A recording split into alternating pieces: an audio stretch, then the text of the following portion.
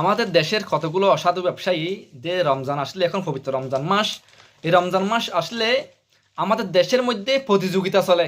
কে কীরকম, কে কতটুকু দাম বাড়াতে পারে, কে খায়, কে কতটুকু দাম বাড়িয়ে বেচতে পারে, দেশের মানুষকে যাতে ভোগান্তির শিকার হতে হতে হতে পারে। তাদের উদ্দেশ্য হলো, এই সমস্ত ব্যক্তিদের উদ্দেশ্য করে বলতেছি যে আল্লাহ নবী হাদিসে বলা হয়েছে ব্যবসা হালাল। ওই সমস্ত সৎ ব্যবসায়ীরা আল্লাহ নবীর সাথে জান্নাতে যাবে। এখন কি এরা কি সৎ ব্যবসায়ী? এরা কি সৎ ব্যবসায়ী? এরা কি আল্লাহ নবীর সাথে কি জান্নাতে যাবে? আপনি কি মনে করেন? তাদের কাজ কাম কি বোঝা যায়? কারণ কথা হলো যে দেশের মধ্যে এমনকি গাজর, শশা থেকে শুরু করে সোনা, চিনি, নিত্য প্রয়োজনীয় জিনিসপত্র সহ, কাপড় সুপুর সহ রমজান আসলে ঈদ আসলে তাদের দাম বাড়ার হিড়িক পড়ে যায়, প্রতিযোগিতা হয়ে যায়। এমনকি রমজান প্রথম 10 দিন, রহমতের 10 দিন বলা হয়েছে, প্রথম 10 দিন এরা যে রমজানের শশা, গাজর এ জাতীয় সোনা তারা বাড়ানোর থাকে। দ্বিতীয় 10 দিন রহমতের পরে হলো কি মাগফিরাতের 10 দিন। মাগফিরাতের 10 দিনের মধ্যে তারা কাপড় ব্যবসায়ীরা তাদের এমন অবস্থা, তারা বাড়ানোর প্রতিযোগিতা।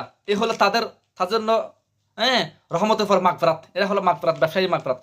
নাজাতের শেষ 10 দিন দেখেন ব্যবসায়ীরা, কাপড় ব্যবসায়ীরা এমনভাবে তারা দাম হাঁকায়, এমনভাবে দামটা বাড়িয়ে নেয়, দামটা বাড়াতে বাড়াতে তারা যে 50 টাকার জিনিস সেটা বিক্রি করবে 300 টাকা, 1000 টাকার জিনিস 3000 টাকা, 5000 টাকার জিনিস 20,000 টাকা। তারা এরকম অবস্থা। আমাদের দেশের ব্যবসায়ী আদৌ কি তারা এরকম ব্যবসায়ী? যে ব্যবসায়ীর কথা আল্লাহ নবী বলা হয়েছে যে ব্যবসায়ীরা আল্লাহ নবীর সাথে জান্নাতে যাবে, এরা কি সে ব্যবসায়ী? এরা কি সে ব্যবসায়ী বলে আপনি মনে করেন? তাদের খাস কামের সাহারা তো বোঝা যায় না। তাদের খাস কামে কি আপনারা মনে করেন যে তারা এরকম অসাধু ব্যবসায়ীরা আল্লাহ নবীর সাথে জান্নাতে যাবে? যে মধ্যপ্রাচ্য সহ দেখেন, এখানে রমজান আসলে এরা দাম কমানো হিড়িক করে যায়। এই যে দেখেন, এটা আলবানাত না, দেখেন এমনি 3 টাকা পেঁয়াজ, একটা পেঁয়াজের উদাহরণ দিই, পেঁয়াজের দাম 3 টাকা, এরা রমজান আসছে 1.5 টাকা করে ফেলছে, 1.5 টাকা অফারের মধ্যে দেখেন 1.5 টাকা দাম কমাই ফেলছে। রমজান আসছে দাম কমাই ফেলছে। এরকম পেঁয়াজ সহ বিভিন্ন সামগ্রী দেখেন, এগুলো কতটুকু বিক্রি করবে তারা ছাড় লাগাই দিছে।